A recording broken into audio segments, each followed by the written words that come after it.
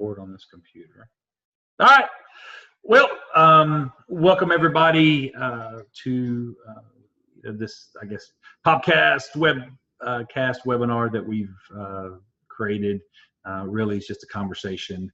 My guest is Fred Kumpel of Strickland's window coverings, closets, draperies, and a few other things, and he'll talk about that in a minute. But wanted to, Fred and I have known each other for about 8-9 years now, worked together in a coach client relationship for quite a long time, been on a heck of a journey together, and he has had tons of growth and accomplishment over the last several years, last decade or so, and wanted to share some of his best practices, lessons learned, and some of his successes that he's had, and also some of the challenges he's faced and the things that he's been able to work through. So anyway, well, Fred, thanks for joining us.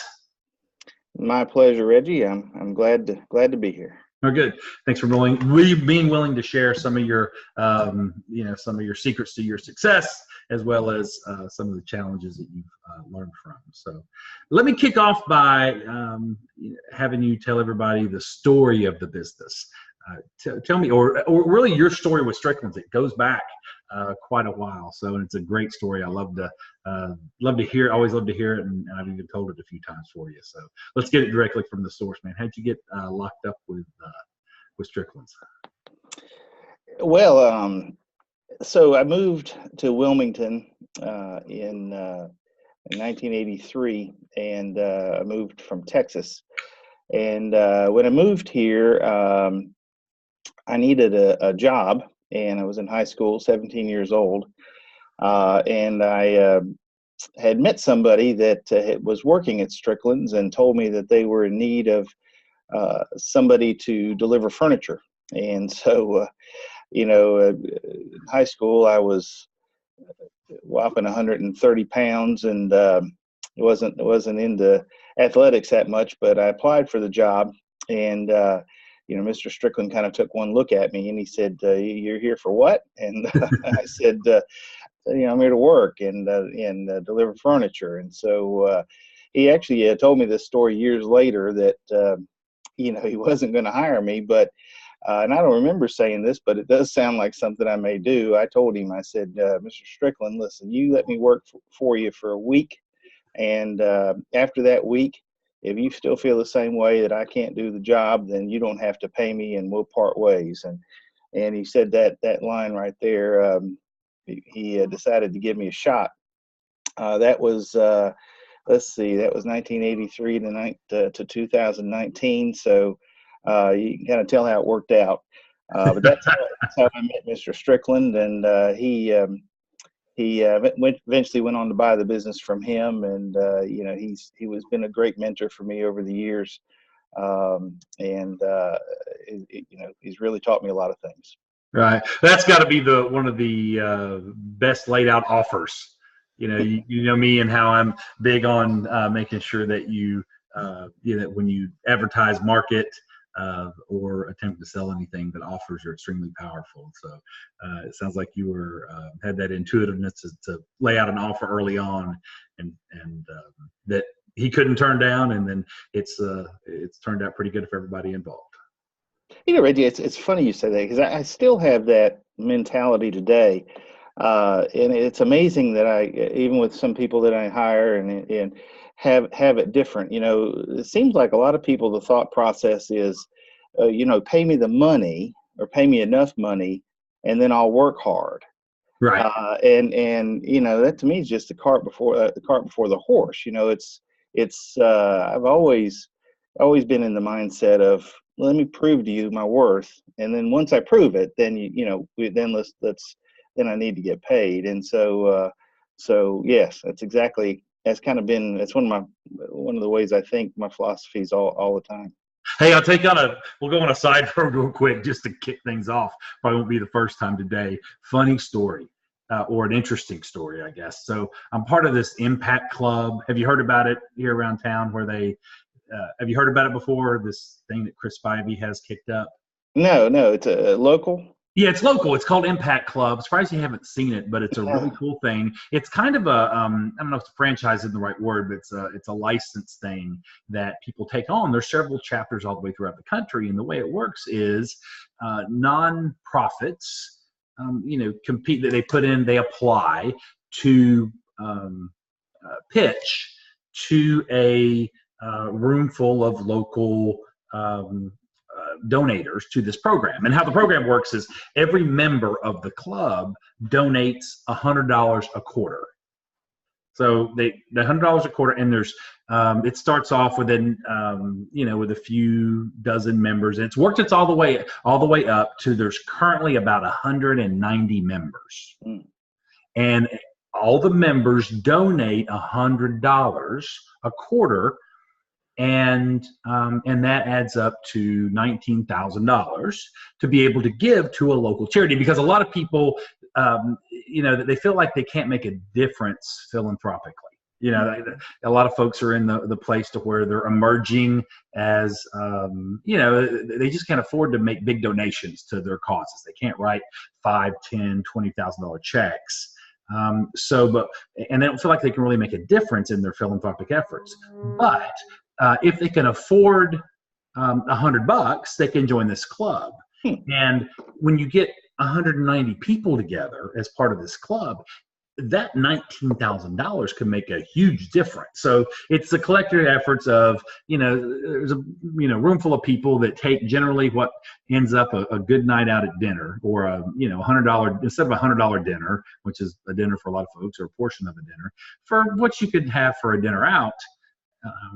That you could really get to band together and and create a great impact on someone. So, and of course the group, the people that do this, it's a great networking thing, because generally it's a lot of business people there, or just local folks in the community that want to give back in some way, in some small way, to make a big impact. So it's a really cool thing. So I've been part of it for about 6-9 months or so. And a lot of people we know were involved in that. We'll have to carry you to a meeting shortly. But as he's gathered this larger room, the facilitator, the local guy that organizes it, has some. So what happens is these the 3 charities come. They get drawn from a hat, and they get to pitch to the group on why their charity deserves that. Whatever the kitty is, $19,000. If there's more members, there's more money. So you get 250 members, there's $25,000. That's because it's $100 per member. And so they pitch. So it's a live pitch on why they deserve that, why their cause really should get that money. So it's really neat, some heartbreaking, emotional stories that come out. There's a lot of great nonprofits in our community, a lot of great causes, and really it's kind of winner take all. There doesn't get divvied up or anything like that. It's a winner take all kind of deal. So so some of the responses that came when Chris brought this program to town, he reached out to some charities and said, hey, would you want to apply, to pitch? And he got some responses like, we don't compete with other charities for money. That that was just above them.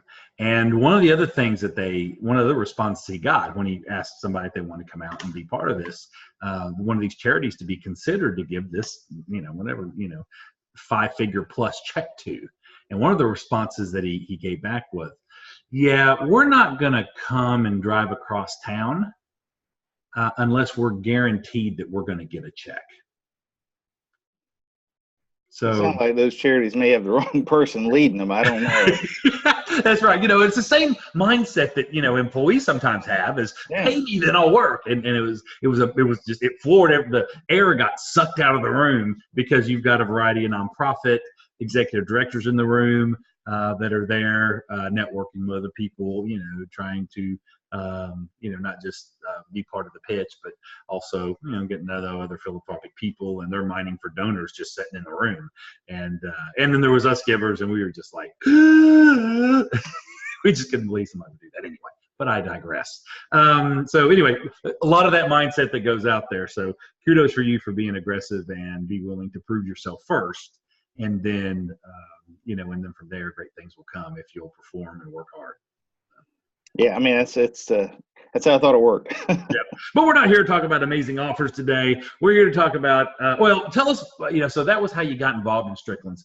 How did you come? What's the story of you making the transition from, being the 17-year-old kid that was lugging around furniture for Mr. Strickland, and how did you get to the place? What was the journey for you from there to actually owning the business? Well, I started there, like I said, when I was 17. I was a junior in high school and graduated high school, and decided to. I went on to college here in Wilmington, and um, did my basic studies. And then I really didn't know exactly what I wanted to do at that time. I was searching, like a lot of, I guess, kids do, and one of the things I was good at that I enjoyed was music and guitar, especially. So, my third year of school, I decided to kind of pursue that. It was very quickly that I learned that wasn't what I wanted to do for a living by any means. One is talent wise, I wasn't good enough to make it big, and then I really didn't want to teach. So I wound up taking a break from school and just working full time. So that was, after 3 years after high school, and then really put a lot of time and effort into the business. I very quickly, after 6 months, got out of the furniture delivery portion of it. Mm-hmm. And Mr. Strickland, we also did blinds back then. We've been doing window covering since 1942 here in Wilmington. So I moved into that, installing blinds, and then I did that. And then after I got out of, took on my break from college, I moved into sales, and so and spent the next many years in sales. And so it kind of intrigued me, and it fired me back up to get back into college again. Mm-hmm. And so I re-enrolled, but this time business as my major, and marketing as my concentration. So I wound up graduating UNCW here with my degree in marketing. Mm-hmm. And it was probably then, I would say, when I started to think about maybe Strickland's could be a career, long-term type of thing. So I started to kind of move in that direction. And eventually, in 2008, purchased the business from the Strickland family, Mm-hmm. and wound up taking it over and growing it from there. So, that's how I kind of grew up in it. A lot of my friends thought I was crazy. I was tempted with getting jobs anywhere from. I had a friend of mine that worked at CP&L or Progress Energy. Mm-hmm. I guess it's Duke Energy now. And several other friends were saying, that small business I would, never make it, and surely not earn what I wanted to earn. But I stuck it out, and it's been a good move. So again, purchased the business in 2008, and then have just grown it from there. Right. So, and it's funny. Your friend's advice was probably pretty solid. They were looking out for your best interest, and they may be familiar with the stats that when somebody buys a small enterprise, that the failure rate is extraordinarily high. For those of you, many of you may have heard the stats before. I'm sure you're familiar with them. That for every business that starts, 87% of them are going to fail, and that only 4% of the marketplace actually owns a business that actually employs people. So you're an oddity, a bit of a unique individual in the general population, and with a world full of employees, that it's a really common mindset to have. That, man, small business is tough. Most people don't make it. It is a difficult profession, and I'm sure they thought you were crazy when a few months later after you purchased it, because you mentioned you bought the business in the spring of 2008. I know you're great in so many ways, but in this particular case, timing isn't one of them. It was a tough road to hoe to start with. So talk about the I don't know what to call it, the pucker factor that ensued after you went ahead and purchased this business, acquired some debt, and took off trying to grow it in 2008, which I'm sure most people know, the largest housing, or the economic meltdown, and greatly affected the housing industry, which was the economic straw that stirred the drink here in Southeast North Carolina. So talk a little bit about what those first few months of business ownership were like. Well, unfortunately, fortunately in 2008 was kind of the onset. And so, we started to feel it a little bit, but, we really didn't feel it until 2009, Right. 2000, later in 2009, maybe 2010. But, not that we were that much more prepared, but we did have some time to kind of engage. And I don't know, you're right. The timing was not the best in the world, but to be honest with you, it wasn't due to not trying. Mr. Strickland just wasn't ready to retire, and so it took a couple of years of convincing. Right. But yeah, no, it was very challenging. You remember back in the mid 2000s, I mean, down here, that was just a boom time. And That's right. And I tell this story a lot. It's kind of funny, and I will digress just one quick minute. All my friends telling me about getting a job and getting a business. You're right. They were probably right. Fortunately, I didn't have all that. Didn't have all those statistics in my head. Mm-hmm. I was a marketing major, but I didn't even think about failure as an option. And I think that's one of those things that, and even now, I just, you do have to fail. You do have to learn.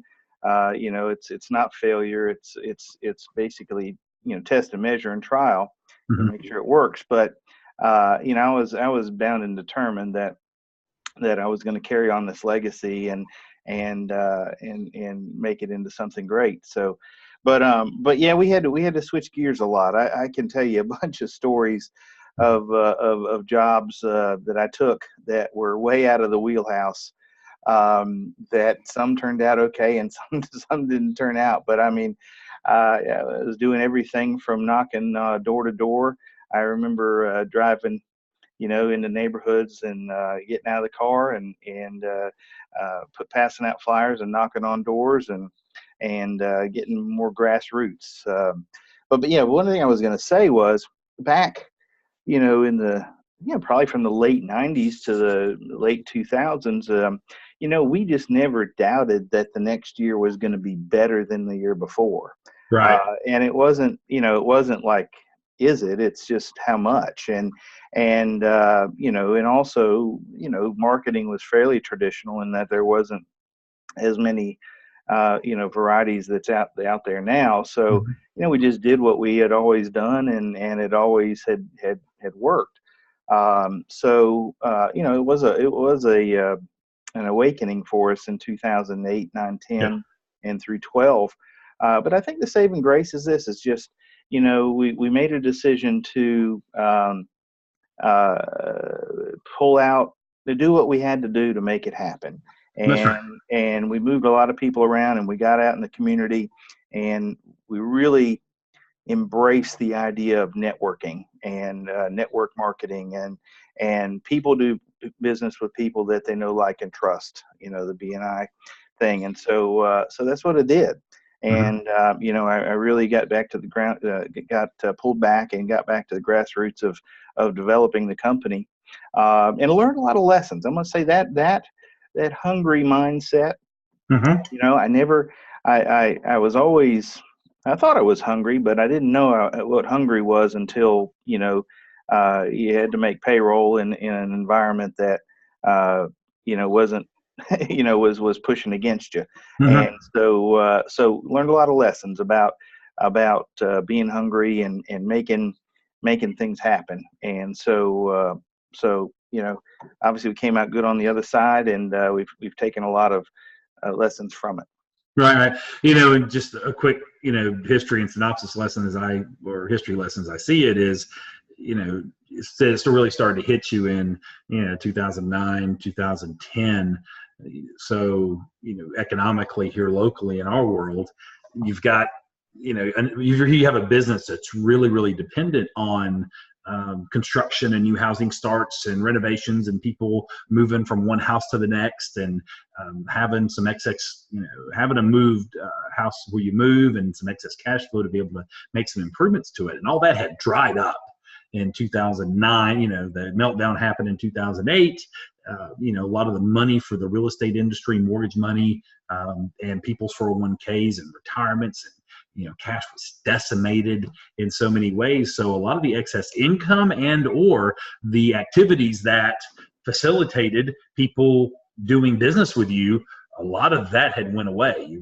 I did a lot of work in the building industry. Builders weren't building, and homes weren't moving, and loans weren't happening, and everything was in chaos. So and I think what was really cool about the bad news is here you are sitting with payroll to meet, and a new loan for a new business, and some expenses to meet, and you had to do whatever it took.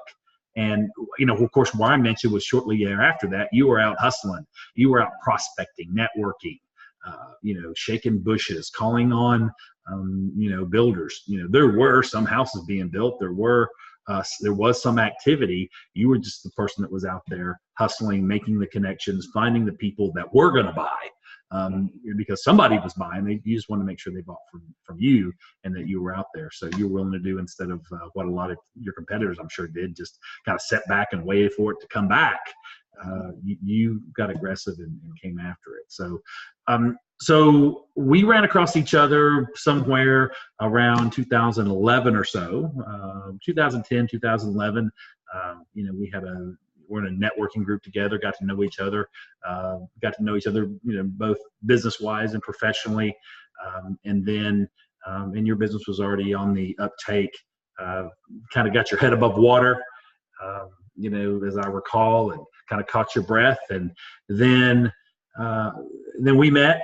You were at a place to where you felt like you were stable, ready to grow, and started applying the Action Coach principles, practices, and processes to grow your business. And you've had some exponential growth since then. So what I wanted to share with the audience today was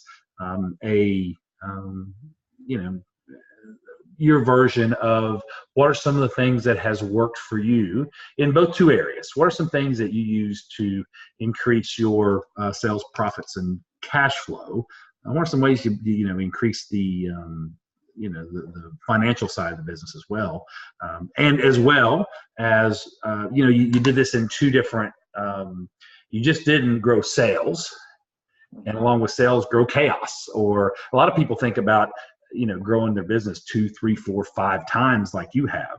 Have exponential growth, and it really worries them a bit. They grab the they grab the paper bag and start to hyperventilate in it and get a little scared about, with 5 times business, I don't know, my business couldn't handle that. That's too much trouble. So you've also done a great job of not only, growing the scale of the business, but also building leverage and being able to get more output with less input, definitely less input personally. When I met you, you had not that you don't work hard now, but you were much more involved in the trenches of the business, and you had to be at the store, involved heavily in operations, and you've kind of worked your way up the organizational chart to where you're doing a little more business owner type things, and your schedule isn't nearly as chaotic as it was before. So you've done that nice balance of building leverage and systems and team. So I want to, kind of just let's go through what are some of the ways that you, first of all, ramped up the, sales, profits, cash flow side, and increase the business, the financial side of the business, so you could have the resources to do the other stuff. Sure. Kind of, we're talking about when we met. One of the things that, and we can talk about a little bit more in detail, but one of the things that really helped get through the recession, as well as even help more long term, and I want to touch base on is training. One of the things that with the insight, when we did see things changing and things happening, one of the things that I decided, I said, it is going to be a much more aggressive sales environment than it's ever been. Mm-hmm. And we had all, like I mentioned, always just kind of we realized we were just more order takers than we were salespeople. Mm-hmm. And so one of the first things that I did was basically implement some training with my team. So I got a sales trainer, That's right. regular sales training, and realized that from that, the value of training. So one of the things we have kind of continued on, with that over the years, and made sure that training in general was incorporated into the whole system. But you're right. At the time, I was basically, we had pulled way back employee wise. We got lean, and I was very active. Doing all the things that they needed to do to make things work, which was working in the business quite a bit, which was sales calls, prospecting, networking, as well as all the other jobs as a business owner does. But kind of back to leverage, once you realize, I think when I engaged with you, an action coach, the main reason that I did it was I had gotten to the point where the opportunity was back again. The opportunity was back to be able to grow the business, and that's what I wanted to do. So, did my, me, I'm an analyzer. I can almost overdo it, but I don't know what, I did my due diligence with you in action for a year before I decided to move forward. And from our training, we've, obviously talked about that's not always the best thing, but, but the reason I did was I felt like Action had a really solid program on how to grow your business. From all the different, they basically teach you the ways or teach you the strategies, the techniques to grow the business. And that's what it did. We started to work in that direction, and I can share some of the details with you there. But I think, we basically, I'll share one of the principles. The Action teaches this idea of the 5 ways. That's right. And the 6 steps. And so, I kind of started working with you on the 6 steps, which is basically the 6 steps to mastery. And if you jump those steps, kind of back to what you were saying before, when people say, oh my God, it's scary to think of going from, where we are now to 5 times. Well, it is scary. And it's, and if you don't do the steps in the proper order, it is very scary. But as you grow and you follow the system and you follow the program, each step you move up, it gets less scarier and less scary. So, at that time we really started to work on, the mastery of the what we were doing, and then I won't bore you with all the steps, but part of one of his teams. So, we made sure that we started to work really hard on assembling the proper team. And getting the synergy between the players of the team so that we could, leverage everybody and have this exponential growth. And so following these steps, I think one of the things that I really like about Action, and it's amazing. It's 9 years down the road, but I still use every other day almost, is this idea of the 5 ways, which is, we really concentrate on a few of them. One is lead generation, how many leads we're getting, conversion rate, and average dollar sale. And so by really keeping track of those numbers, we can really get a handle on, how to grow and how to grow the business and how to make sure that it's profitable as we grow. That's right. And that's been a really good success tool for us. One of the things with, and I think the idea of Stricklands being kind of more of an old school company coming up, we did a lot of stuff, and I'm sure a lot of businesses do it. It was just kind of more by feel and more kind of by intuition and kind of, but, really learning the KPIs and having measurable, indicators that we can look at has really been I mean, I'm kind of that way. I mean, I'm just kind of a numbers guy and an analyzing kind of guy. And to have that dashboard in place Mhm. so that anytime you can kind of take a look at it and see what needs to be adjusted to get the results you need has been great. Yeah, and you've taken that approach that most business owners don't. And it's one of the principles we teach: what gets measured gets done. That, and you started early on, you being a guy that likes to measure innately, but you just didn't have a system and process for it. So you were winging it just like the business had done for decades. And honestly, there was really no need. Strickland for a long time was the only game in town, that we were at the end of the road. They'd been around for 60, 70 years, and they had the reputation, that amongst Wilmingtonians, that Strickland's was the window coverings company to deal with. You'd have a couple of minor competitors, but, over time, not only did competition start to show up as, the market got hot, but then when the marketplace shrunk, the pie got smaller. There were more competitors eating around that bowl, and you guys had to start to do some things y'all had done before. And then this measuring, keeping score in the business was something that, really guys helped you accelerate and make adjustments and course corrections, because, you put a set of numbers in front of Fred will analyze them and make course corrections. And just once Fred knows what to do and is confident in that, it didn't take long for you to take action and implement, because you are a great implementer. So talk a little bit about how, KPIs and keeping score, key performance indicators. Got to be careful when talking acronyms and jargons. So often when I'm live, I'll say KPIs and people look at me and go, what's KPIs again? So key performance indicators, the measurement of numbers, that matter within your business. So talk a little bit about how, measurement of performance on the business and individual has helped, with your growth and development. Well, yeah, I can give you some real solid examples. One of we'll talk about conversion rate. So, I think so many times we hear of businesses, whenever the numbers are down, the first thing they do is say, we need more leads. And,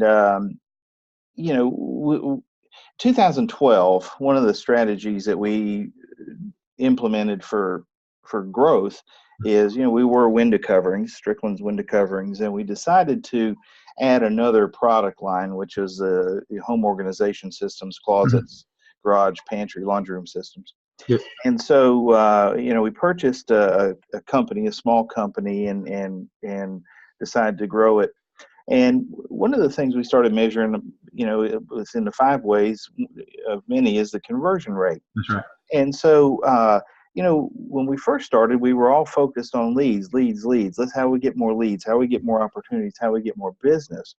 And then once we started to really analyze that, we realized that the conversion rate was considerably lower than, what it was on the window covering side, and considerably lower to even what we thought it should possibly be.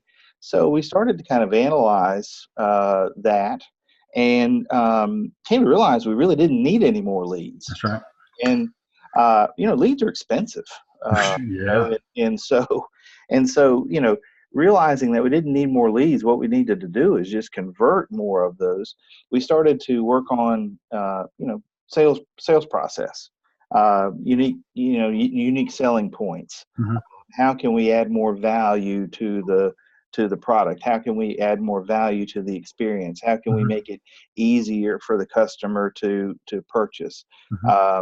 We really started to brainstorm, focus, and it changed it. I mean, if I'm just being honest with you, we were probably down in the 40% conversion rate, and now typically we run up in the 70% conversion rate number.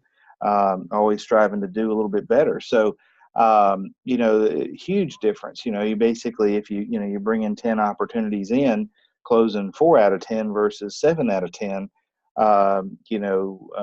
with really no more expense involved, correct? Because you got to be involved in that is a huge game changer. So, that's what seeing these numbers. And be honest with you, if you don't measure it, it's very hard to I mean, it's very hard to pinpoint down.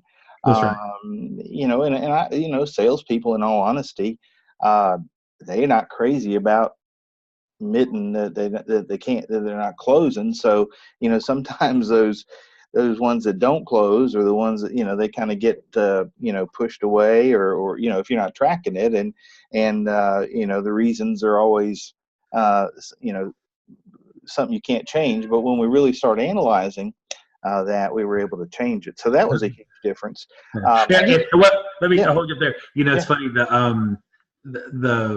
what you did there was you almost doubled your business without having to generate any more of those expensive leads that Mhm. you referred to.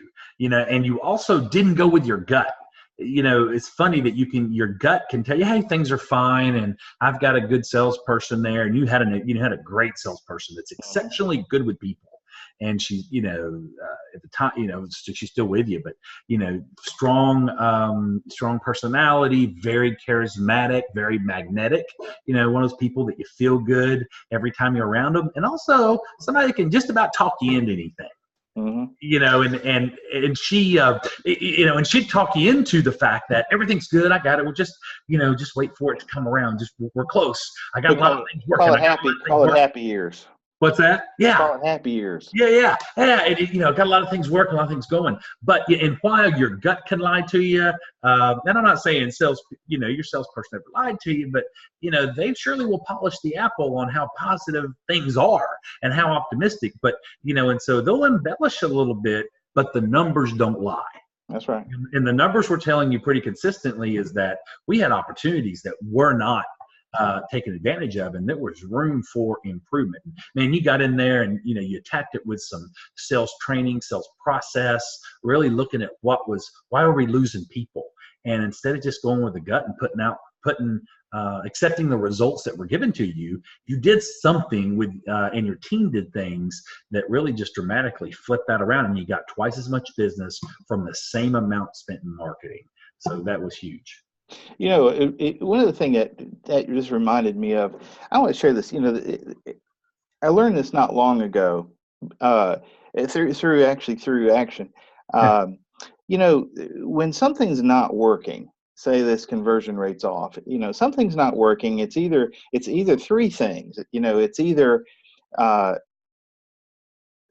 say something not working. It's either training. Right. So it's not happening. So the person that's doing it doesn't have the correct training, Mm-hmm. or the system is broken. So they've got the training, they're doing the right thing, but it's not working. So the system is broken.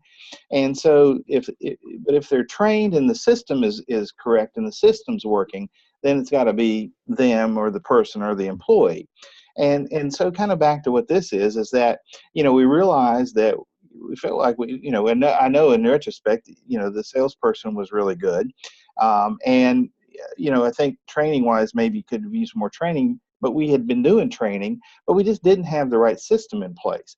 And so when we started to tweak the presentation and tweak the different things, and again, we failed, it kind of back to that test and measure. It didn't happen overnight. We had to continually work at it and continually track it. But I think that's a pretty cool way to look at things, is that it's, either lack of training, systems broken, or the person that's doing it's not in the right seat. And when you're able to correct these things, when you hit it, it's great. And I will say this, that, and as the environment changes, right, you can't say, here's my conversion rate, it's fixed. You still have to monitor it. Right. You still have to keep on top of it, because everything changes. The environment changes, the work environment changes, the competition environment changes. So you have to keep on top of that and adjust the process. It has to be a live thing, and you constantly have to adjust it. And in some cases, the what's going on in the life of the salesperson changes. Their mindset, their hunger, their drive, they get off their game, just like many champions do. Many people at the highest level, I mean, we watch sports and we see people that used to be on top and they're not on top anymore, and they've lost their edge. That happens. in small enterprises that it's a common occurrence. So you really have to monitor, because it'll slip before you know it. And especially in your business where you got a little bit of a sales cycle, it's not like a restaurant to where you're slow this day, this week, you feel it. If a salesperson gets off their game, you may not see it. If you're not measuring and watching conversions, it may not hit the bank account for 60, 90, 120 days. And it's going to take 120 days to course correct and really get the flow back going. So if you're not kind of looking upstream at those key performance indicators and go, all right, how many sales appointments you get last week? How many conversions you have? At least you can fix something that week or that month, as opposed to 6 months down the road going, oh crap, we're out of money. And then you start to panic, and then you start to do, you start to cut margins, you start to get aggressive, and when you're in panic mode, that is not profit mode. That is, crap mode. And how do we scramble? And it takes it takes 6 months to a year to recover from that kind of off. So nice thing is you're doing, it week in, week out. And that's made a huge difference. Hey, the other thing I wanted to jump to in the 5 ways, I want to make sure we cover, because my little crystal ball is telling me how this is going to go. We're going to end up missing some good stuff, or we'll be here for a few hours. The average dollar sale. That's one of the other 5 ways areas that you've had some great success with. I don't think we can, move on from the 5 ways without telling some of your experiences that you had with one of your salespeople and really breaking through on having a huge breakthrough on average sales. So take a stab at that. Well, I mean, yeah, and I think it can happen in any company where you're selling something. People tend to gravitate towards what they're comfortable with and what they like, and I think salespeople are no different. But what you got to watch is that don't get in the mindset that just because you like it, that's what everybody likes, or just because you can afford it, that's what everybody can afford. And so what we wound up seeing is that one particular salesperson had a fair, their average dollar sale was a good bit lower than one of the peers. And so kind of doing some investigation, we kind of found that this person was selling kind of what they liked and what was comfortable and what they felt was what they would want. And it was a fairly inexpensive product. And so simply by changing, doing some training and some education, and by training, showing a variety of different products, and some of them the little higher end stuff, boom, automatically change the average dollar sale considerably. We're probably talking about could be 20, 25, 30% higher. So that, and it was funny that once he broke out of that comfort zone, the comment was how kind of easy it was. So making those adjustments but again, have to recognize them first to make them. And I think that was a difference. But I mean, you're the same scenario. You've already got the lead. No more expense involved. It's just changing up the process a little bit. Right. And I'll thinking back to that situation, where that was, and by the way, the story with the salesperson is they had a high conversion rate. Oh yeah.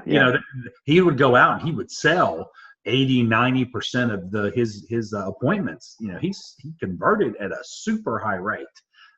It never got out of the 80s for sure. He was a mid 80s, 90% conversion kind of guy, but he did, he was didn't want to push the envelope on the options he produced because, in honesty, he's a frugal kind of guy. with simple needs. Well, he was presenting to his value system, which was frugal products or frugal needs, and it may not have been what was ideal for the customer or really what they wanted, but it was what he was selling to his value system.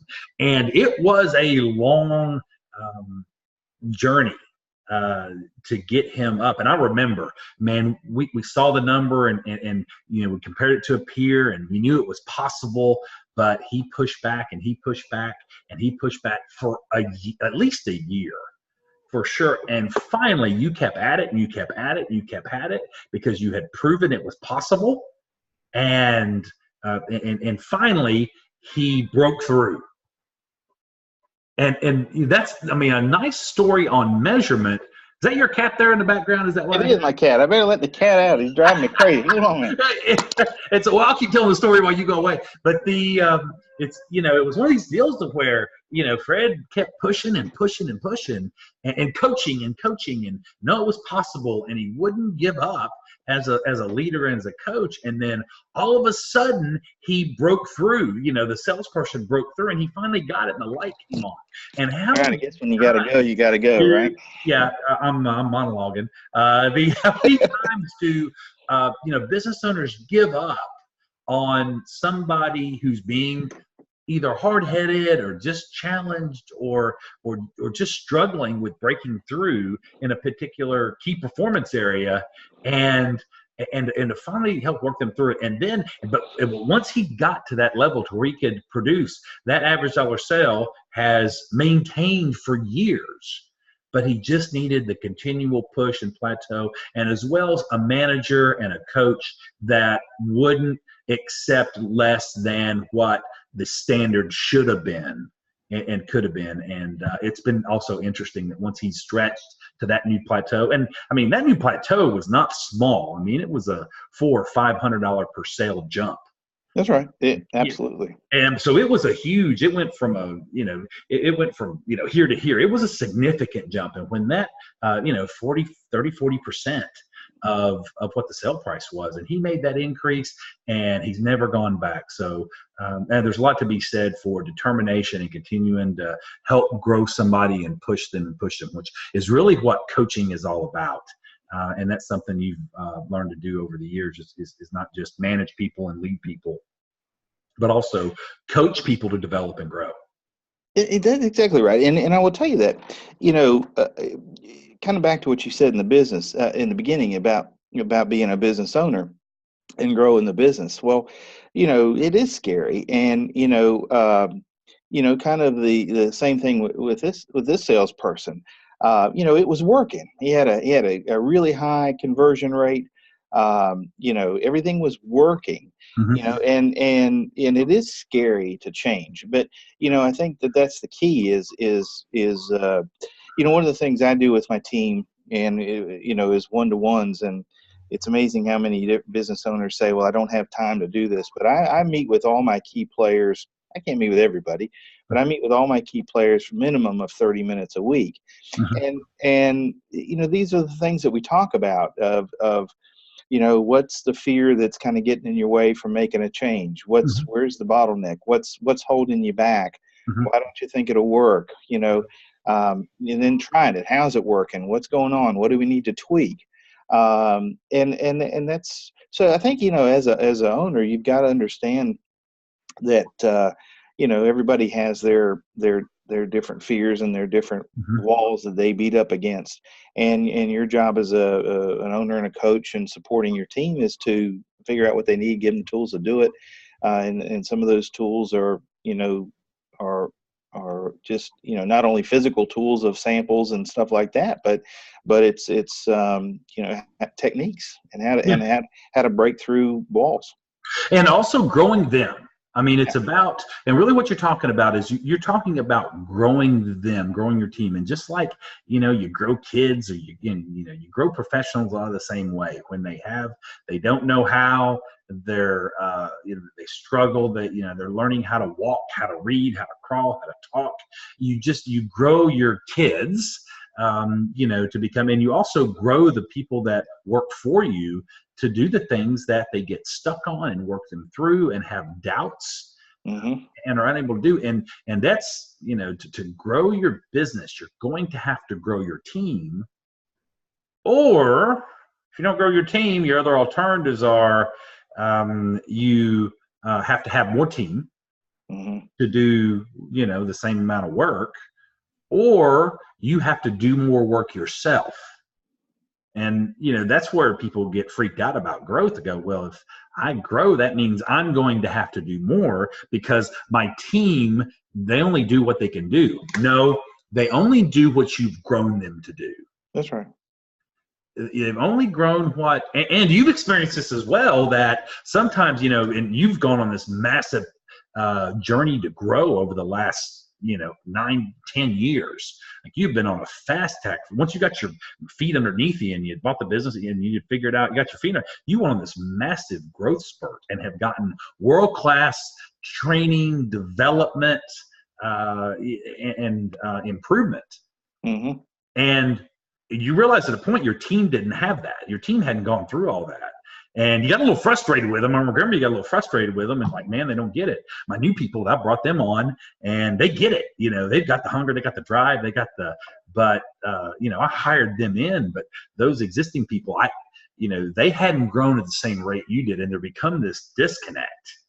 But since then, good news is you still have those team members with you. But I think the difference is, you've continued to invest the time to grow and develop them so that they can kind of level up to where the business is now, as Mm-hmm. opposed to, where it used to be. So, you've hired some new people, yeah, but you've also done a great job of growing those existing ones. So talk a little bit about that, about, I know you say you meet with them, and we spend time doing those one-to-one 30-minute meetings. What's been the impact of you and changes you've seen by investing in growing your team? How's that helped you in your business? Well, yeah, absolutely. I think it's so, kind of back to what you said. I don't know why I keep ringing in my head about being scary in the beginning. Yeah. It again, if you don't know what you're doing, or you don't know, it is scary. Once you know, it's not scary, or it's less scary, I guess would be the word. Mhm. But and so, kind of the same, with one-to-ones and training. Um, I realized, when we started working together, and when I kind of grabbed the reins of being a business owner, that we all, kind of the E-Myth thing. We all think we know it, and our boss was a dummy until we buy the business and we jump on it and launch it, do it ourselves, and then we realize how who the dummy was. But I think that's the key, is that, yeah, can I, could I, does it scare me to think of running a 100-person a business with 100 employees? Yeah, absolutely. But I'm not that person yet. I am a who now, and I can do what I do very, very well, but I'm not that person that can run that kind of company, but I will become that person. That's right. And so, this idea of growth, and then kind of, passing this on to the employees, as I grow, and I grow as a business owner, and I grow as an entrepreneur, and I start to grow the business. If the employees don't have that same experience, or that same opportunity, then the business and it grows, and they don't. And so it's kind of I think the business owner's responsibility Mhm. to give them the opportunity to kind of grow with the business. So, the one-to-ones allow me to really meet and figure out what each employee really, really wants, and what motivates them, and where they want to go. I like giving everybody opportunities. If being candid, not everybody needs to be led, and not everybody wants to grow. Some people just need to be managed, and some Mhm. people do a very, very good job at what they do, but that's Mhm. really what they want to do. That's right. And so you need to recognize that, and then give them the opportunity to do that job the best they can. The Mhm. ones that want to grow and Mhm. aspire to have more and to grow in the business, those are the ones that you need to lead, Right. and give more training to and give more opportunity to. So, a couple of things that we've done in that respect is those in our group that want that. We allow them to go to conferences and to go to Mhm. training sessions and training uh, seminars online and do all sorts of stuff to grow themselves. But so I think it's very important. But back to one-to-one. So what a one-to-one does is, we get together 30 minutes each week with my key people. And I will say this: so the one-to-one, it's not a just a sit down and chit chat type Yeah. thing. It's got a structure to it. And you need some sort of a review form where each week you can kind of take a look at their activity for the week and Mhm. assess as challenges and what's kind of they're getting hung up on. Mhm. And so that during that 30 minutes, it's a very um, precise and you get a lot done, I guess is what I'm saying. So, but anyway, I find that after I do that, there's much more alignment, with the company and the employee. Mhm. There's a much more alignment between me and the employee. Where we're pushing for the same thing. Uh, Progress seems to happen considerably quicker. Yep. So whatever it is, whatever endeavor we're doing, and in all honesty, it creates more time for me. For me to do what I need to be doing, because as I work with them and find out what they can handle and what they want to handle and what they aspire to, then they can take on more and more responsibility, which gives me time to do what a business owner should be doing. That's right. They're grown. You grow them. You help them. They're able to take on more. Their capacity increases, and you're able to do more of the higher level activities. I like to use the analogy of you're able to play captain of the ship, Hmm. as opposed to being down in the engine room having to kind of hold the hand of the guy that's in charge of making sure there's enough fuel in the furnace, or Hmm. making sure that the chef and the food service guys are able to properly serve the crew. So you're able to spend more time in the captain's chair, charting the course, and able to do more of the business growth and development things, whatever that is, because you're not that working in operations and tied down doing their job for them. It Hmm. empowers them to do more so that your business can take on more. And when you go out and do that lead generation activity, and you're out being the face of Strickland, you're able to free up and be the face of Stricklands in the community. And that has built some powerful relationships. It's really cool when you've done different events and grand openings when you've moved to Oleander Drive, and you spend a lot of time, because of the freedom that you've had. And even before you had the freedom, you still did a lot of philanthropic, serving on boards, doing a lot of work in the in the community, doing fundraisers, hustling people, having to ask people for money for the causes you were on committees for. And I mean, you're doing a lot of that kind of work. But man, that kind of activity that you're able to do when you freed yourself from operations in the business, man, it really paid off, because your ribbon cutting over on Oleander Drive and your welcomes, man, it was who's who of the Wilmington business and political community. The movers and shakers in Wilmington, so many of them were, at your events. And that just brings nothing but positive press and goodwill to your company. It wasn't hard to fill your showroom with all kinds of cool people, for your thing, because you grew your people able to get out of the weeds. So it's been some good stuff. And back to people, that's a good point too, is that, hire good people. I don't know how to say it any other way. Mhm. This idea of I can hire somebody that's okay, and I can fix them, and I can make them better, and I can grow them into who I want them to be. I tell you what, it just hasn't worked for me. Hire good people. Hire people that spool up quickly, that are motivated, that embrace education and training and growth, and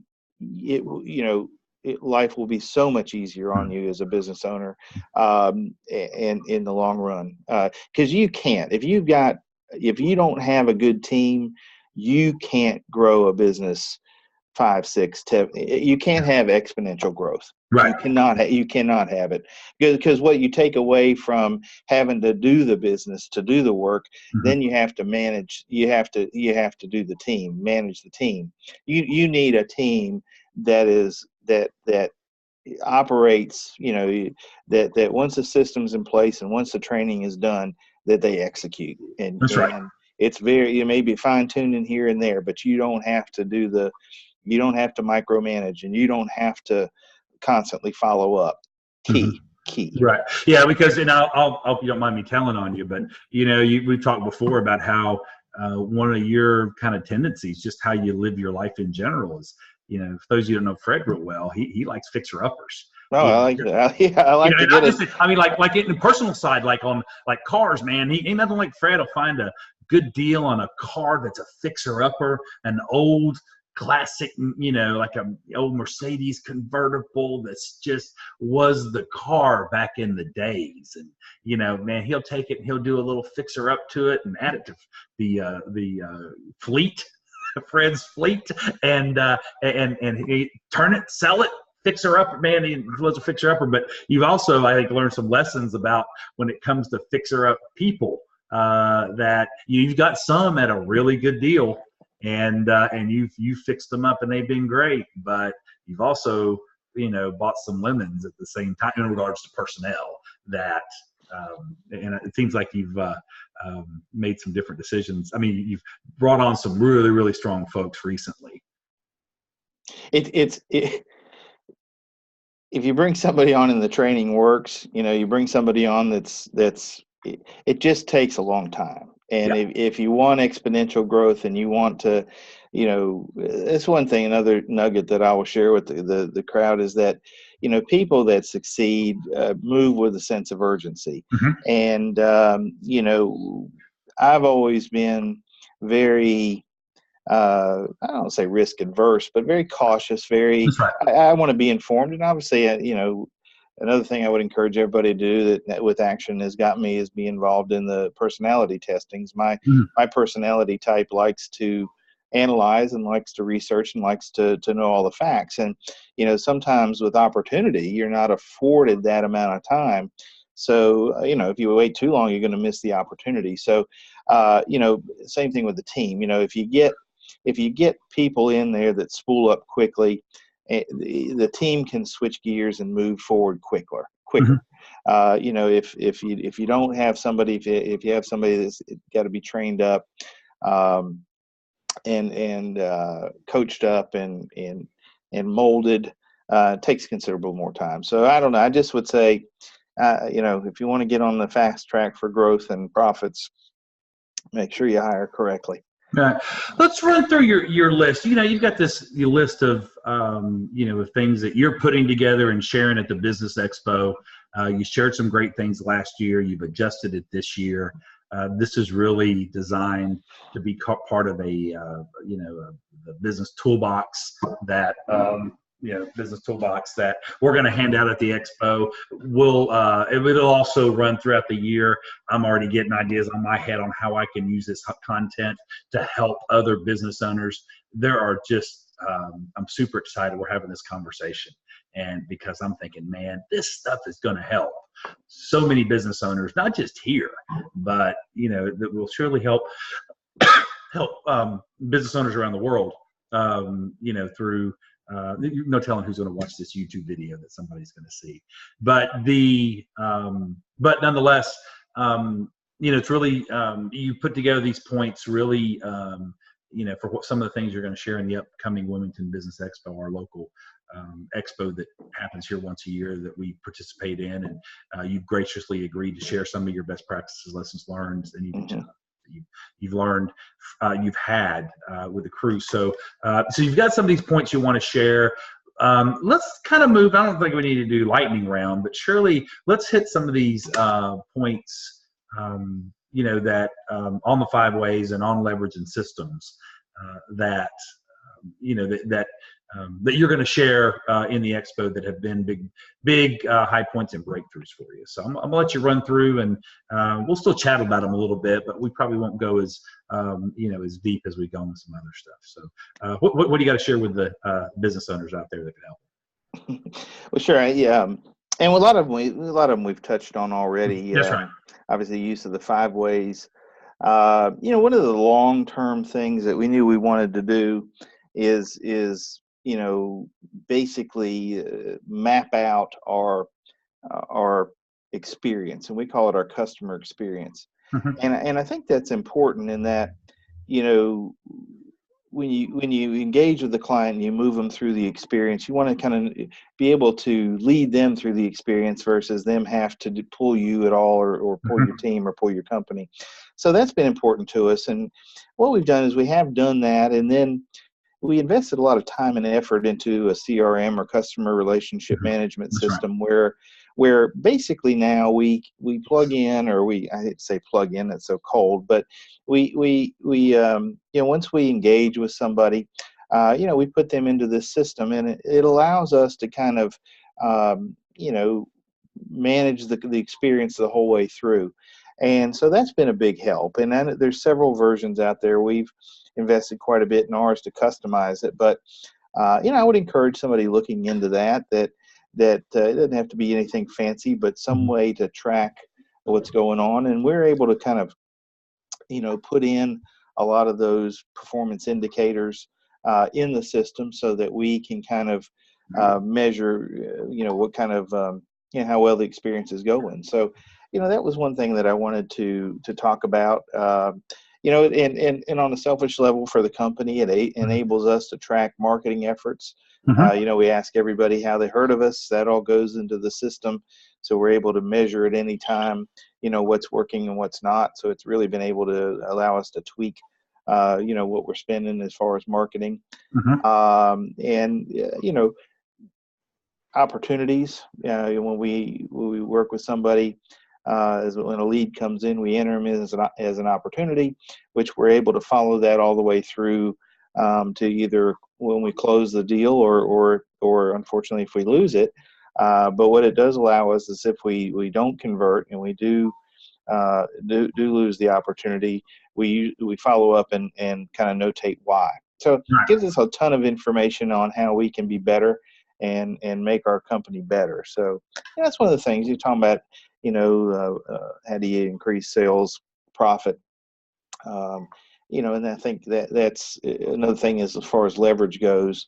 It's we're able to do a lot more with the crew that we have. So and the business challenge that you were facing that created that CRM, just taking people back behind the scenes, is that you were missing a lot of opportunity, and you didn't have a lot of you have a good way to track it.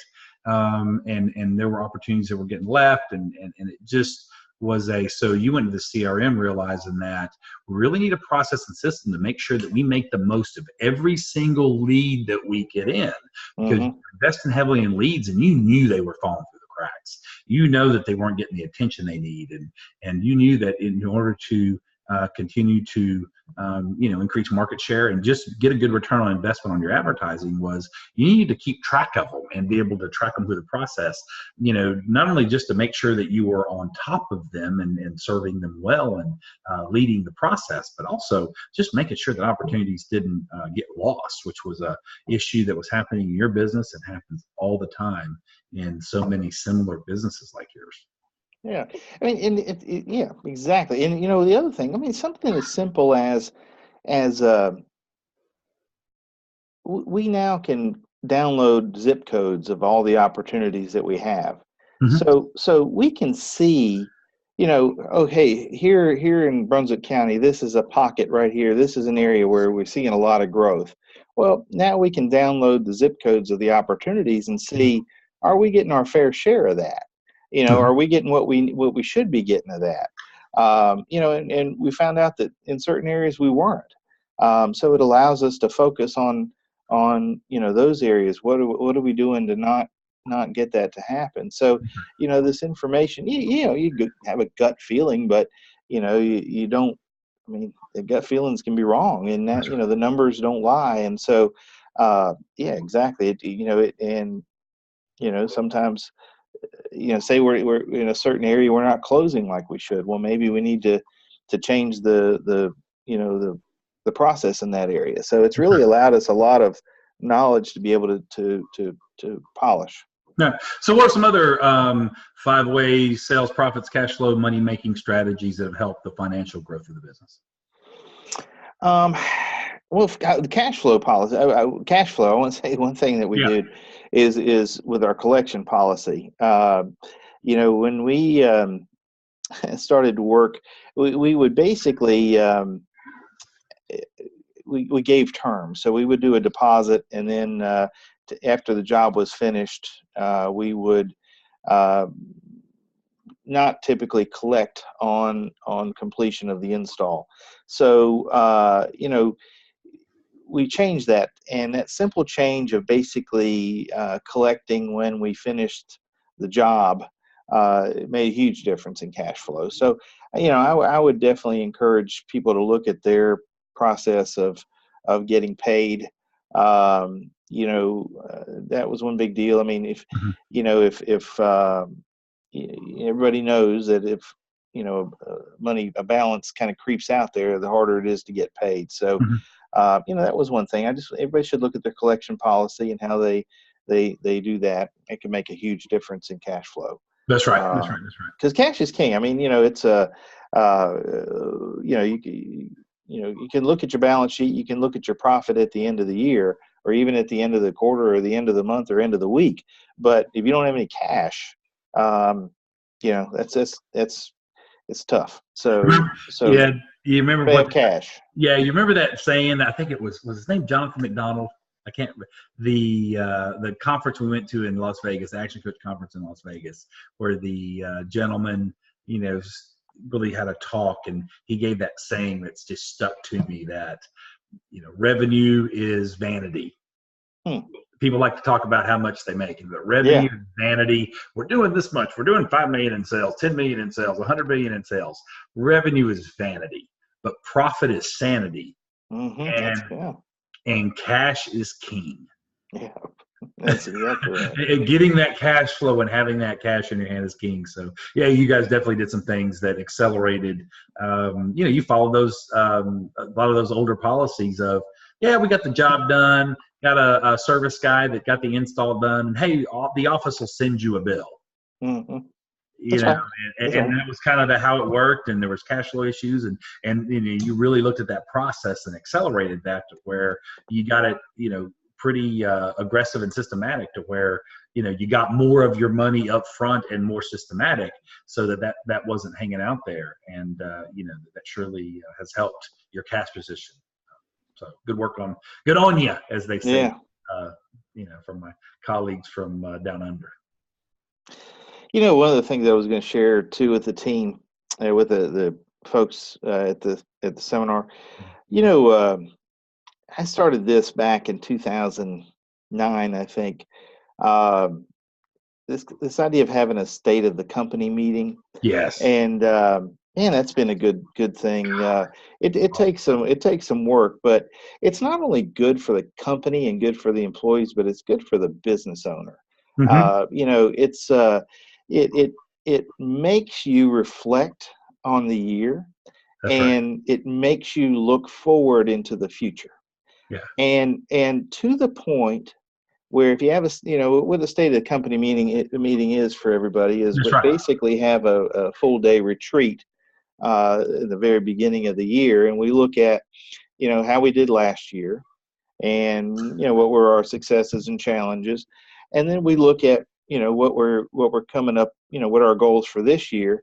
And we basically, as a company, kind of look at that and make some decisions on the direction that we want to go. And also, it gives me the opportunity to kind of lay out, my ideas for growth and maybe new product offerings or new locations or whatever it is. But but it's a huge tool because it makes me as a business owner look hard at what we did, what worked and what didn't work. How are we going to fix that? And then, prepare and look long term to work with the team and give them the opportunity to kind of help in, fixing what needs to be fixed, but also growing with the company and achieving big things. So, my God, it really it aligns the group. They have buy-in, and we leave typically, focused on the goal, and typically just a few key goals for the upcoming year. So, I would definitely encourage that. I know I've got a fellow business owners that just they cringe with this idea of talking to their employees about kind of behind the curtain type stuff, whether whatever it may be, whether it's profit margins or cash or whatever, but it's just not the case. I mean, if they feel that they're in the loop and empowered, they will do a whole lot more for you than if they feel like something's going on that they don't know and don't understand. So call it what you want to, but a kind of a state of the company meeting is key. And also not only they freak out about the getting behind the curtain stuff, but when they closing the business down for a day, and really taking the time away to not generate revenue, to be a complete expense day, and have the state of the company day, to where the team gets aligned, reviews the results from the previous year. You set the path for the upcoming year. You get the feedback you need. I mean, the thought of that freaks a lot of folks out, and really get concerned about that we're just scared to be able to pull something off like that. But I think what you found over the years, if you make that investment in time in reviewing results, talking about what we should be doing, what we shouldn't be doing, what we start doing, what we stop doing, and getting everybody, the team, aligned around here's what winning looks like in this upcoming year. Here's where we're at. Here's where we need to go. Here's why we need to get there.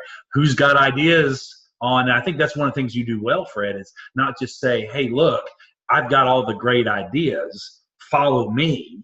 But I think you get a lot of feedback, collaboration from your team, and they're bought into executing that plan for the year.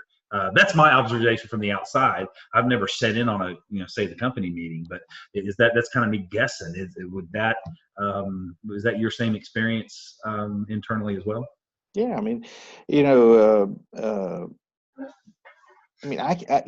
I can't grow the business. I mean, they've got to grow it, and so if they've got to understand, or they've got to know why, and they've got to feel comfortable with that. And so, I always tell my crew, it's my job to give you the guys the tools that you need to do it. And so, I mean, I have obviously, being kind of the visionary and looking long term of where we want to be. I share that. I say, guys, listen, this is where we want to go. This is what we want to do, and I mean, if they think it's a crazy idea, they'll tell me. But basically, it's this is what I want to do, and how are we going to get there? And then I let them kind of help me figure out how to get there. If I say we want to do this and we want to grow here, we want to expand here, we want to do this, how are we going to do this? And then they start to pull together. And again, that's when there's no surprises then throughout the coming into the year. I'll give you a good example. Here's a great example. So a couple of years ago, This was a hard move. So Strickland's been in business since 1942. We were Mhm. on the corner there at 23rd Street and Castle Hayne Road for 70 of those That's right. years. That's right. That's right. So we had moved our retail location over on Oleander Drive, next to K38, and 2.5 years ago. And so a couple of years ago, I said, all right, now that we're moved, we want to hit X volume. I said, how are we going to do this? How are we going to do this? And so, I kind of laid out the whole plan. And one of the things, and this came from the operations side of the company, my installers are all there. I mean, I literally have the whole company That's there. right. So my installers are there. The warehouse managers there, the installation managers there. So they basically kind of said, listen, if we're going to do this kind of numbers, we need a new warehouse.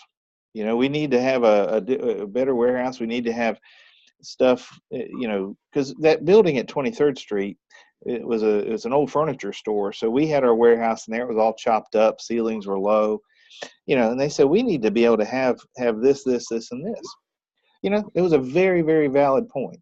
And we were just not going to be able to do the volume that we wanted to do out of that location Right. as a warehouse. So what we wound up doing is looking hard, and we purchased a new warehouse the beginning of last year, and we're in there now, and it's been great. Mhm. So those are that's exactly what can come of it, is that you as a business owner don't always see all those inner workings and things that can be better. And if you give people opportunity to share and to have a part and to grow, they will. Right. That's right. That's right. That's right. All right. Good. So let's run through what are some other top things that have made an impact on this journey that you've been on of exponential business and business owner growth over the last few years. So I would say, when I bought the company, I was really thinking, hey, window treatments, window covering is my life, and that's what it's all about. We do just as much home organization business now that we do window covering business, Mhm. and we're getting ready to expand into custom garage man cave business, as well as expanding our fabric treatment options. Mhm. So I would just say, don't go through with blinders on. Don't get kind of pigeonholed into this is what I do. I mean, if opportunity comes, look at it and figure out if it's viable to pursue it. If it does, pursue it. I think that's one of the keys, and and make educated decisions quickly. Right. Again, there's things that we're doing now that, my God, I wish we would have done, a few years ago. So I think that's as far as being a business owner. Don't jump blindly, but move with a sense of urgency. And one of the struggles that I had, and I'll share with, because probably a lot of other business owners may have the same thing, but I just don't like to fail. Right. And and to the point where if I saw something that was an opportunity, if I just didn't feel like if I didn't have a certain amount of certainty that it would work, I typically would not jump on it. I've changed that mindset quite a bit over the last years, and as a result, have had good success and opportunities. So I would just encourage people not to think of something as failing, but hey, we tried that, it didn't work, so now let's try B. So I think that's one thing that's important is that I would share. Yeah. We talked about personal development, and I don't think you can do enough of that. But even back to the beginning about, growth being scary, is that you're exactly right. If you got to be involved in every single element of it, it is scary and it won't happen. Mhm. So, Reggie, you and I have talked about kind of the Superman syndrome of That's right. if something's not working, trying to swoop in there and fix it. And I still have fellow business friends that are business owners say that all the time of oh, I can't get anybody to do that. I'm just scared they're going to mess it up, or oh no, I got to take care of that client because nobody else can do that. I'm going to have to do that. Well, if that's the case, then that's what you're going to be doing. That's right. So those are two little nuggets that I think give people the opportunity to shine, and I think you'll be amazed at what they do. Right. You've done some cool things, and you're a model I use a lot, and I point to you on the things that you do with employee events. Outside of operations, you'd make a regular practice of getting the team together and doing having some great experiences together. So talk a little bit about your philosophy behind that, and some of the things that you've done, and the impacts you've seen of spending some what you would call by the book team building type events. But there's no trust falls. You think we're ropes courses or anything like that. Yeah. That are cliche-ish, and people often make fun of, the trust fall, where you kind of like that. Yeah, they're falling backwards. So, but talk about some of your what do you do there, and what impacts you see? I was doing team activities way before this, what I'm getting ready to tell you, but it's just kind of a reinforcement to me in recent years. There's a program, I think you guys even work with it, kind of Engage and Grow, and it kind of shows shows this little boat with employees engagement. In the front of the boat, there's two little characters that are green that are rowing like crazy, and in the middle, the employees are yellow and they're rowing, but they're not really rowing 100%. And in the back, you got a couple of them that are red that are dragging the anchor and just holding up the show.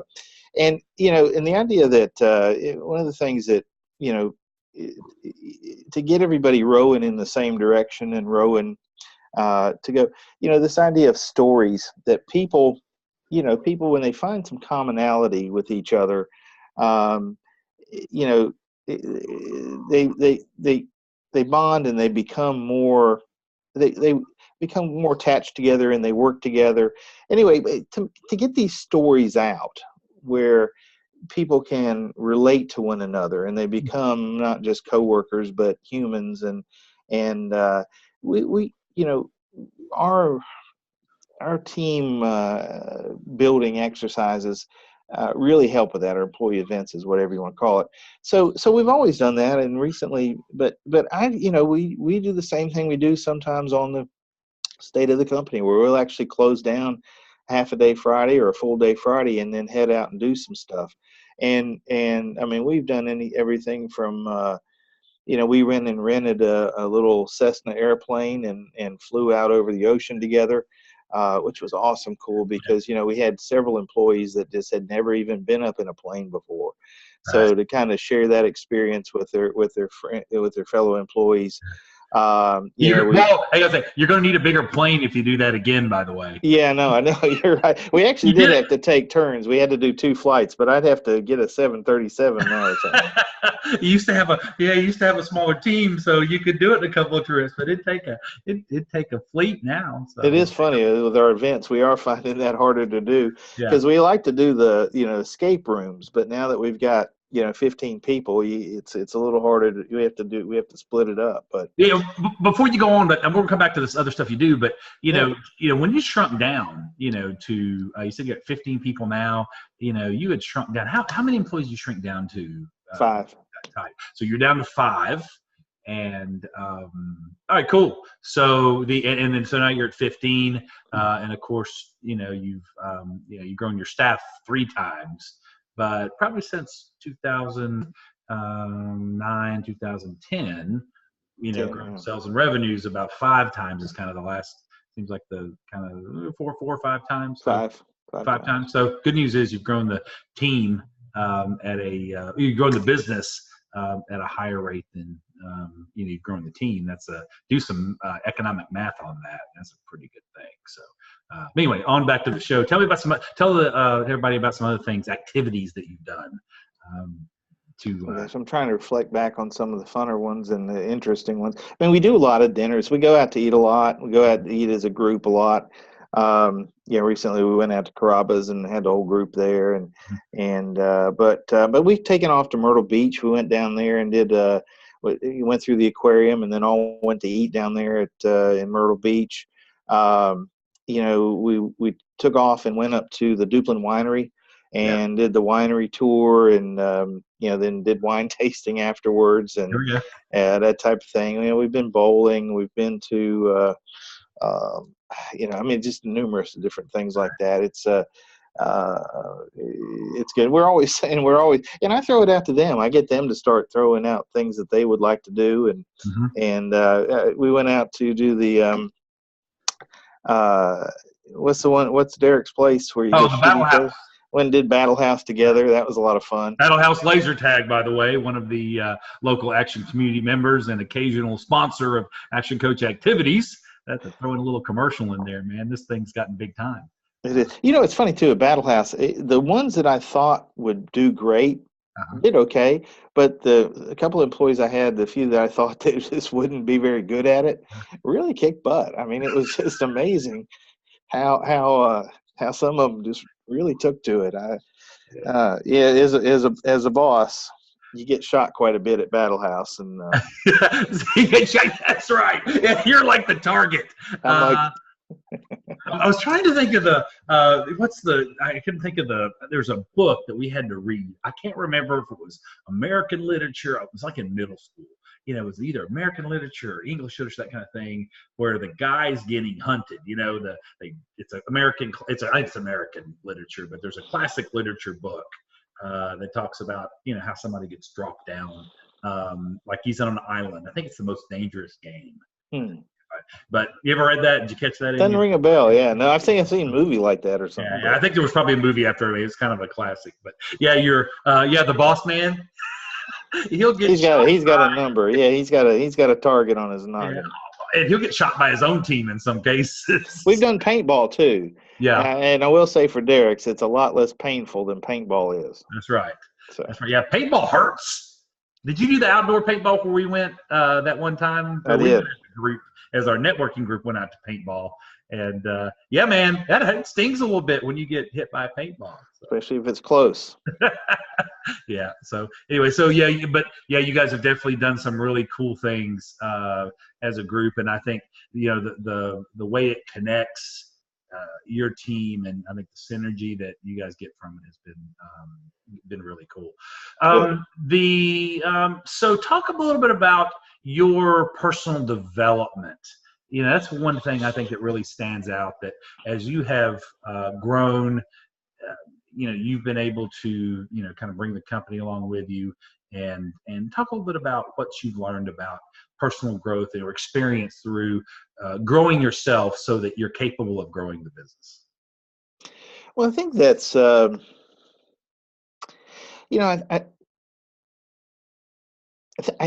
won't say hit a wall, but when I bought the business, and obviously, I'd gone to school and had my degree, and I had a lot of, preconceptions of what it was like to be a business owner, and what I needed to do. And, when I went into it, I thought I was just going to light the world on fire and do amazing things. And it wasn't too far into it that I just realized that what I thought was going to work, a lot of them didn't work.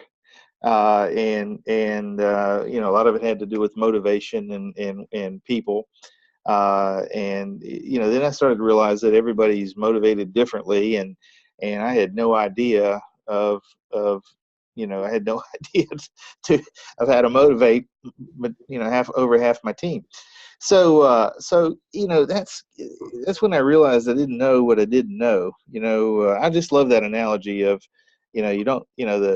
I was an incompetent what is it? I don't know what I don't know. So Unconscious I incompetent. was an unconscious incompetent, and then I graduated once I bought the business to a conscious incompetent. That Which is you I didn't. realize you. I didn't know what I was doing, but I realized I didn't know what I was doing. That's right. You knew you didn't know.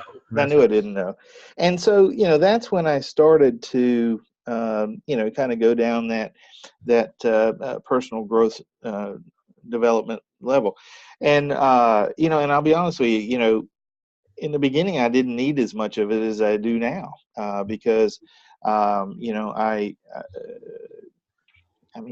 got by for a long time on what I knew, and it got me to a certain place. Mm-hmm. And then when I finally got to that place, I was the bottleneck. I just hit a limit where, I couldn't grow. I didn't know how to grow the business past where it was.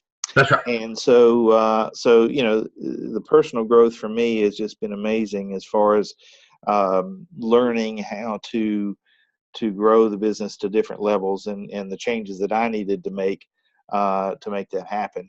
And I mean, from a variety of different things. I mean, it's, I think you got to find your niche. Obviously, I'm, several, I love action, Brad Sugars, Tony Robbins, I'm a big fan of Tony, Darren Hardy, Tim Ferriss, and now we're on Goggins. But I think it's the constant sharpening of the saw. Mm-hmm. And I think before, in the beginning it was somewhat needed, and I think now to grow, it's got to be a everyday thing. Right. If that kind of makes sense. Yeah, it's funny. You were talking about you were a college. You thought when you bought the business and you had a marketing degree from a very well accredited proper university, and it's you make me think back to and what you realized that wasn't enough to grow the business, that you didn't have the education and preparation in the profession of business ownership that you needed. And honestly, a lot of people don't realize that business ownership is a profession. It is and it's a profession with a high failure rate. Anytime you purchase a business, start running and growing a business, you are now in the profession of business ownership. And there's not a proper course of study for that. Generally, heck, you lived and operated in a small enterprise your entire adult life. Mm-hmm. But it was a different kind of organization. It wasn't a growing organization per se. It had organic growth, mm-hmm. but it wasn't it's nowhere near the growth-minded organization that you're part of now. And it looks totally different. So most small enterprises are different in the way. There's a big difference between managing an organization, which you did before, That's and right. the situation you put yourself in, which is you had to grow it, or you chose to grow it, and to a certain degree you had to grow it. You don't have 70 years to wait around to achieve your aspirations and goals and those kind of things. That you took this over a little bit later in life than a lot of folks. So you've got a window to where you've got to grow quickly to be able to achieve your goals and dreams. So you've got to have a pretty quickly growing organization, which wasn't the culture or the world you're in, and that's a totally different skill set and mindset and culture than the culture you even grew up in, which was, second, third generation. Was Mr. Strickland the second generation or third? He's second. Second generation owner, to where, he had a pretty good gig. Had it kind of working, and Fred was managing, it was working, and they had, he was kind of in the position to where it didn't need to grow, it just needed to maintain and, do what it always done. And you were in a different position when you took that on. And when you face that growth, you realize, whoa, this is a little tougher than it looks. And I'll tell you one more thing that's important is that when you start to hang out with these mentors and these people that are developing you, you soon realize that where you thought, when I bought Stricklands and I just had this, my idea of buying a business, being an entrepreneur, right, which is totally wrong, was I would buy this business and I would continue with my few employees and be the biggest window covering retailer in Wilmington, North Carolina, and grow it, and then in it, whatever, 70 years old, retired. I mean, that was business success to me. And listen, I'm not down on anybody. If that's what they want to do, that's fine. But what happens when you start to kind of hang out with these other people, you realize that is just like, I mean, you're just scratching at the surface That's right. of what this can become. And that realization, that aha moment when you realize, like, man, I thought I was like way ahead of the curve, but I am like so far behind the curve of what the potential could be. That's right. Then you say, well, then I need to start thinking exponential. I need to start thinking acceleration. Because you're right, I don't have that. And you're right. So that's kind of what I moved in there, and you just have to learn. Is it scary? Yeah, it's scary. But when you learn from the people that have done it, it's not.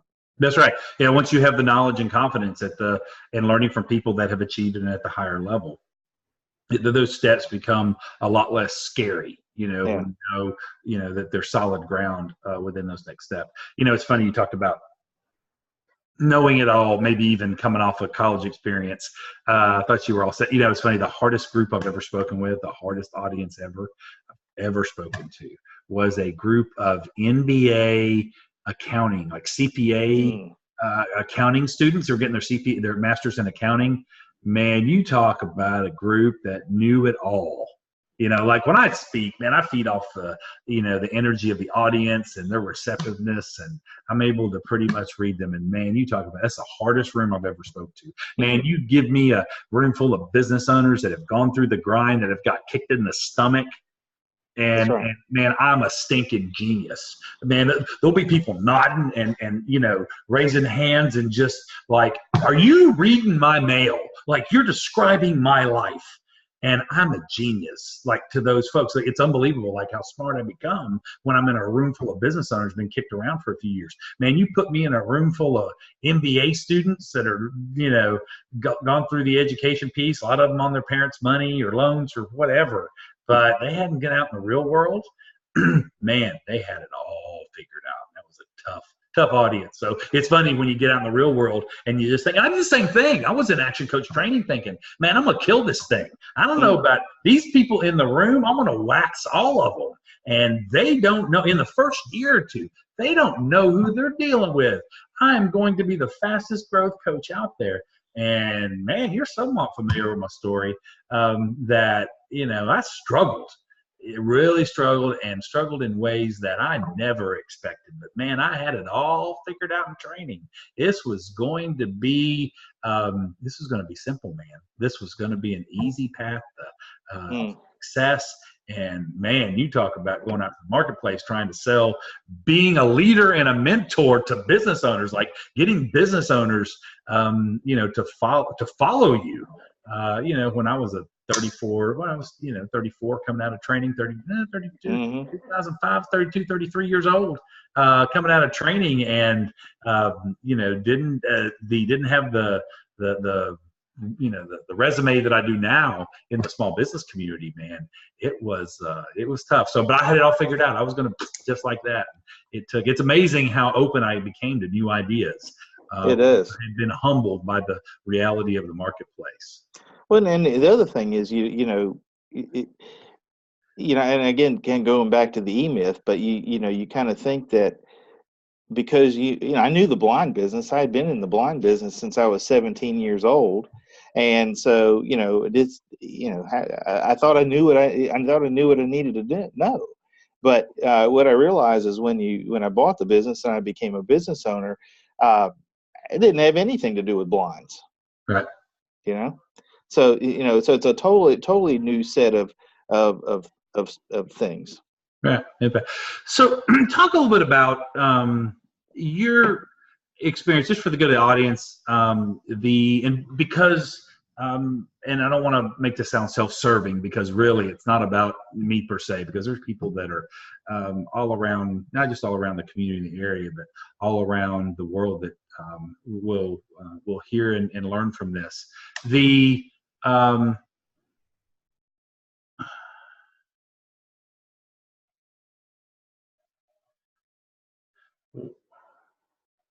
interesting. It's funny. I just saw an unmute thing. Boy, I sure hope I just hit an unmute button on you. It said you were muted. I hope it'd be interesting to hope we didn't mute a portion or all of this of Fred's side of the house, because I can hear you just fine. I hope in the recording can hear you. Heard you the whole time. This will. I think hopefully it did. Yeah. So anyway, there was a mute thing that I just did. So we'll see how that works out. Anyway, but talk a little bit about how coaching, having a coach, being coached has impacted you and your business. What I'm a big believer in it. I do it professionally. Part of my success is, always is having a coach to lead, guide, and direct me. I assume you'd say that a part of that was part of your journey as well. So tell a little bit about the experience of having a coach and how that's translated. I'll lead you a little bit. And because not just yourself, but also two-part, let's make that a two-parter, to where how you've been pretty slick, or, in using those skills to, grow and develop your team as well. So talk a little bit about how coaching has impacted your growth and development as a business owner.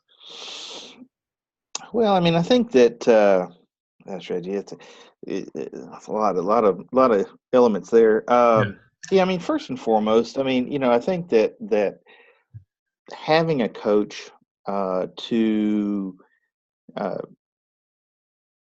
don't say push you, but to work with you to push through some of the fears and boundaries that you have, just as I would work with an employee to do that, so there's a lot of things as a business owner that aren't fun to do, aren't pleasant to do, and a lot of them maybe are scary to do, and it's basically our fears when we kind of get frozen. So I think having a coach to kind of help you work through that, and sometimes have to push you through that, to me is a big deal.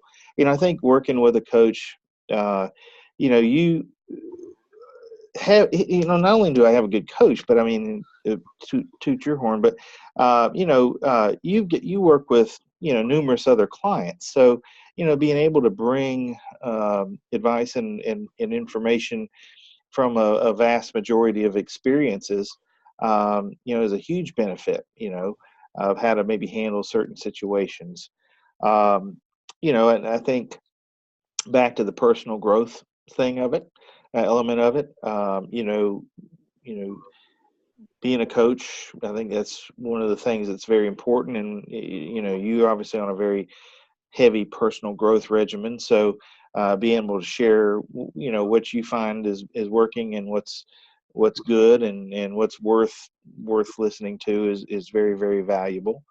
I think just, in the action coach community, I think having a community like that, I mean, you as a coach, kind of like where I do employee events, you do, coaching client events, and we all get together and do group events, fun stuff, as well as a group coaching where we're able to sit down with our fellow action coach peers and hit stuff off of each other. So just having that network of people is great.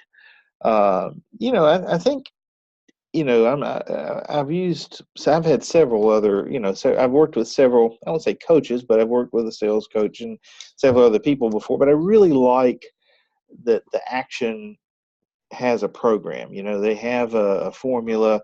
It's not just, hip hip hooray and let's go. It's, there's a system to it. So, I think, working with you on that, having that system in place, is great. And again, back to the accountability thing. I mean, having an accountability partner at any level. I remember hearing Marshall Goldsmith talk about, even at his level, he has somebody that he pays to call him every day just to make sure he's doing what he's supposed to be doing. That's right.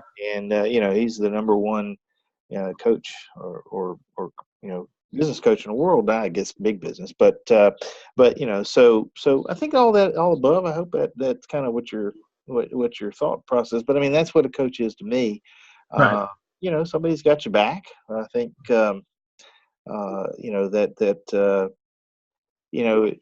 being a business owner can be a little lonely. Yeah, that's right. So if you got if you need to vent, or you need to hit some, you need to get something off your chest, or you need to get some guidance, it's good to have somebody that you can call anytime and say, hey man, listen to this. You won't believe this. Yeah, what the heck am I going to do? So I think that's that's just a beginning, but obviously very. It's funny it's been cool to be part of your journey over the years. And one thing I can think back to, and it's great for me as I look back, I get to think back and reflect. You're in the heat of your life, day in, day out. Sometimes you don't reflect back, and I get the benefit of just kind of being in snapshots of it throughout on a regular basis. So I get a little bit clearer memory of certain situations that I don't know if you remember, but one of the things I can think of is sitting down at that restaurant that's no longer in business anymore down on Water Street, and you're like, man, we need to meet. We usually meet like this for the audience. We meet virtually, and you're like, man, we need to meet face to face, man. We need to go. Let's go have some talk. And we sat down, and you had just expanded staff, kind of moved from 5 to 8 to 10-ish type people. And, you were like getting these people to get along, because you had a farm. You had this stability farm. Right. Of what we call in the DISC model, a bunch of high S's and C's that, just kind of reserved and do their work. They're task oriented, they're people oriented, wonderful people that just kind of sat and whistled while they work. Well, you started to bring in some other personalities that were more aggressive and that were different. And they didn't, there was a lot of, you began to, you didn't expand exponentially, you expanded, 40, 50, 60% in people. But you began to have exponential frustrations because there's that many more relationships that, aren't part of what's been part of the Stricklands world for a long time. And I remember you going, oh, this is hard. This is really, really hard. You're really frustrated. You're like, man, I've got, these problems. They don't get along. They don't like each other. They're frustrated. They're not used to, how they do things. They don't do things like we used to do them. And man, this is just tough. And we kind of talked our way through it and found out what the issues are and said, you know what, growth is tough and it's going to be tough. And, one of the things that we had reflected back on one of our conferences we went to was Dick Shefatelli, our action coach CEO at the time, and said, look, if you're going to be in a growing business, that you just need to reconcile with the fact that there's going to be problems. Like there's going to be problems. And, once you start to, yeah, that's your job. Your job is to walk in and solve issues of the day and of this level of business. And if you're going to continue to grow, guess what there's going to be? More problems, more new problems, more unique problems that you don't know how to handle. So, having, what I found helpful is me personally having somebody coach me through my growth. As I've grown to new levels, I started experiencing new problems, and I would, I start to get stuck. Or I left to my own devices, I'd be stuck and not know how to, just go, this is just the way it is. You just can't, this is just stuff you're going to put up with. And then my coach slaps me around a little bit and goes, no, it's not how it is. It's not that way for so-and-so. So-and-so operates at a much higher level than you, has got this figured out. So what you need to really look at is, what does he know that you don't know? He's not cheating. Right. But he's just grown and developed at a higher level. His mindset is different, and so, and as I have grown over time, I look back to those times and go, that stuff was easy compared to the challenges I'm growing through now. And I'm sure you kind of look at the same thing and go, man, those kind of problems we had back in the day that I just thought were insurmountable and couldn't break your way through. It's really just like, that's nothing now, man. That's riding that's riding a bike with training wheels on. I'm doing this unicycle thing now, juggling, 15 balls when I used to when you were used to frustrated and pulling your hair out, trying to figure out how you can run herd on this group of 8 people with the dynamics you had going at the time. So anyway, I guess all that to say that it's been cool to watch your growth and development through that to where you are now, managing and confident that, where we're at now is more than we've ever been, but that's right. Surely excited about the, willing to take on, the new levels that are before you that are more than capable of you taking advantage of. So anyway, congrats to your growth, man. To watch, we could talk about a lot of the success stories, even individuals. Watching how they've grown within your business, how you've taken, some of your team that, were limited, and there were even some doubts from outsiders or advisors you had that looked and said, you know what, I don't know if that person's going to make it. I don't know if you made a good hire there. And man, the employee I'm thinking about, man, is just rocking it out and taking ownership and making tough decisions, stuff that you used to have to be involved with. And man, they'll come back and say, hey boss, this is the decision we made. That's right. I hope you're okay with it. Not, is it okay, Fred, if we do this? I mean, this personnel decisions, like, we fired this person because we just knew they weren't the standard. You're like, all right. Right. And they're even asking permission. They knew what the right thing to do was. And just watch them to grow into that kind of thing. Not only has your growth, grown you, but it's also had an impact on so many other lives. So anyway, kudos to all your success. The cool thing is once you grow and once you become successful, you can help other people succeed as well. So good. Yeah, no, it's been exciting, and when I do reflect back at, even though I did buy the business in 2008, and I had 2008 through maybe 2012 was really kind of regrouping and almost kind of a learning experience. It just seems like a long time, but if I kind of reflect, 2012 to 2018, really only got 6 years under my belt and of growth, and I'm looking forward to the next 2-3 times that amount. I think that back to exponential, not only exponential growth, but exponential learning is, I'm not that person that I was 6 years ago, and I'm looking to be in 6 years from now being at a whole different level. So I'm excited to be carry that forward. Well, cool, man. Well, thanks for taking the time, man. We've been at this for a couple hours, so thanks for sharing your time. We're kind of, you can see Fred looks a little casual, and he's in his home office. I'm in my home office, so we're doing this on a Sunday evening, late afternoon evening. So, Fred, thanks for taking the time away from other stuff you could be on a Sunday to help other, business owners.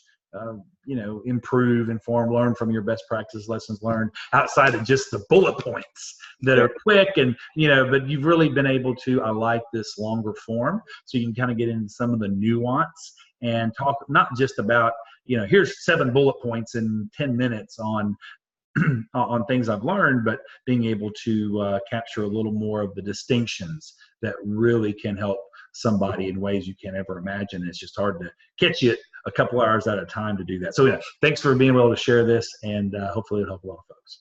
My pleasure, buddy. All right, man. Take care, buddy.